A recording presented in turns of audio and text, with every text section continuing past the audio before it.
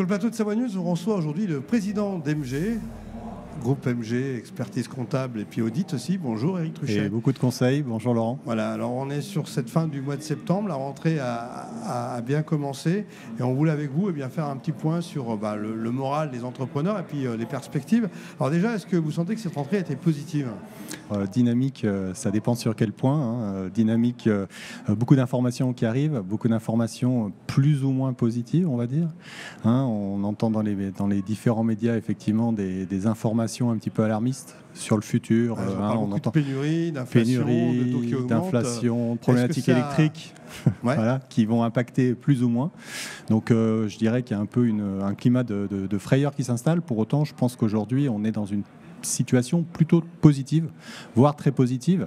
Alors effectivement, on va évoquer les sujets liés à l'inflation qui peuvent aussi être une source d'opportunités pour les entrepreneurs.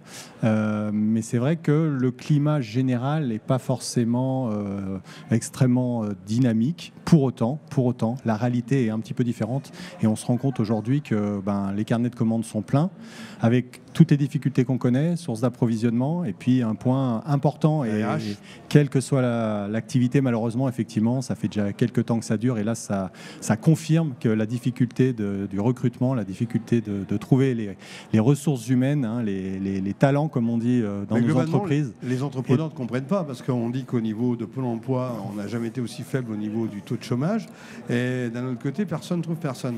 Alors effectivement, pour autant, je pense qu'il y a des gens qui pourraient ou devraient travailler, je ne sais pas comment il faut l'interpréter, mais c'est vrai qu'aujourd'hui, on voit qu'il y a du travail et on n'arrive pas à trouver. Alors on est dans une région, la Savoie, qui heureusement a un quasi taux d'emploi taux plein, c'est ce qu'on dit. Il y a des régions qui sont bien moins loties que nous sur ce sujet-là. Donc ça rend c'est une difficulté supplémentaire pour nos entreprises. Maintenant, est-ce qu'il faut s'en réjouir ou est-ce qu'il faut s'inquiéter ? C'est clair que le quotidien fait qu'on s'inquiète parce que quand on a des clients et des commandes qui rentrent et qu'on n'est pas capable de les produire, c'est un petit peu dommage. Et c'est du chiffre d'affaires qu'on n'arrive pas à faire, qu'on n'arrive pas à produire. Donc pour vous, pour les entreprises, l'inflation n'est pas un gros problème. C'est quand même quelque chose qu'il faut surveiller avec attention. Non, l'inflation est à surveiller, bien évidemment, et il ne faut surtout pas se laisser piéger par l'inflation. C'est qu'aujourd'hui, on se rend compte qu'effectivement, on va annoncer sur l'année 2022 autour de 6% d'inflation. Il ne faut pas s'endormir et il ne faut pas se laisser submerger. Si tous vos fournisseurs augmentent de 6% et que dans le même temps, vous n'êtes pas capable de suivre au niveau de votre clientèle, on va forcément avoir mathématiquement une marge qui va s'écrouler et donc des difficultés à venir.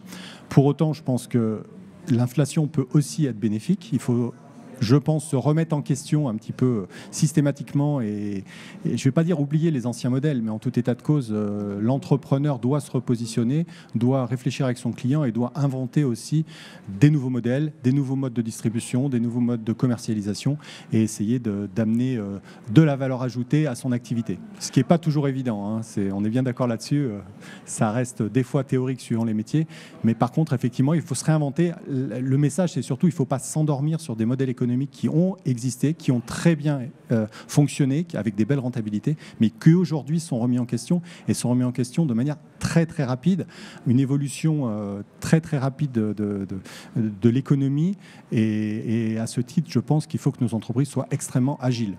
Il y a un an en arrière, on parlait du PGE, il va falloir rembourser les PGE au printemps, etc. Ça peut être facile pour toutes les entreprises. Le printemps est passé, l'été aussi, qu'est-ce qu'il en est ?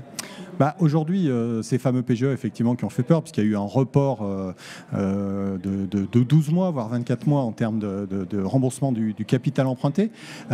Il faut se prendre sur deux choses. Aujourd'hui, les entreprises vont avoir cette capacité de rembourser pour ceux qui ont emprunté dans des conditions normales, c'est-à-dire un PGE qui était nécessaire à leur activité, qui leur ont permis de passer ces 2 fameuses années difficiles, voire très compliquées pour certains.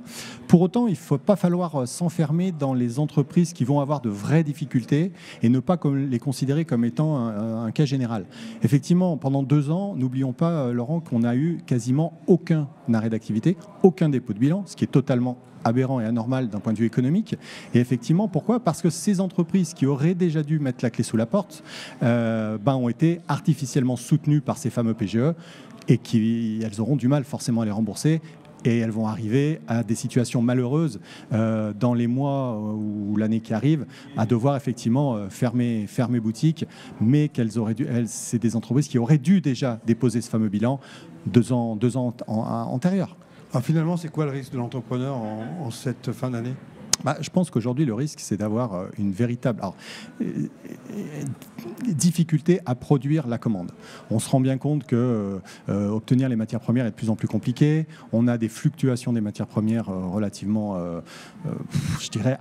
j'allais dire aberrantes. C'est pas aberrante, c'est incontrôlable. Donc aujourd'hui, quand vous faites un devis, le devis est valable moins d'une semaine, si c'est pas 3 jours. Donc vous avez intérêt à vous précipiter à signer la proposition qu'on vous a faite. À défaut, le prix sera plus le même la semaine d'après. Il y a des hauts, il y a des bas. Exactement. Donc de jour en jour, donc on ne sait pas sur quoi se tenir. Finalement. Exactement. Ça veut dire qu'on n'a plus de visibilité et que la visibilité économique est vraiment à très très court terme. Et là-dessus, il faut vraiment qu'on soit extrêmement vigilant. Et ça veut dire que ça change, c'est ce que je disais juste avant, les modèles économiques. Et le chef d'entreprise, effectivement, a une visibilité très très courte en ce moment. Le PIB de la Savoie dépend de la montagne. On n'a pas parlé des stations, et pourtant l'hiver approche. Les premières infos, en tout cas, que j'ai à ce jour, font que les taux de réservation seraient plutôt bons, qu'il y aurait plutôt un optimisme à date. Après, on sait que c'est des informations qui fluctuent très très vite, à la hausse ou à la baisse, malheureusement. Hein, on l'a vu par le passé. Donc, il faut rester prudent. Mais pour l'instant, mi-septembre, on est dans une dimension plutôt positive sur l'hiver qui approche. Et on sait effectivement, Laurent, que le secteur de la saisonnalité est très important pour nous en Savoie. Éric Luchet, merci pour ce point à date. À bientôt sur Savoie News.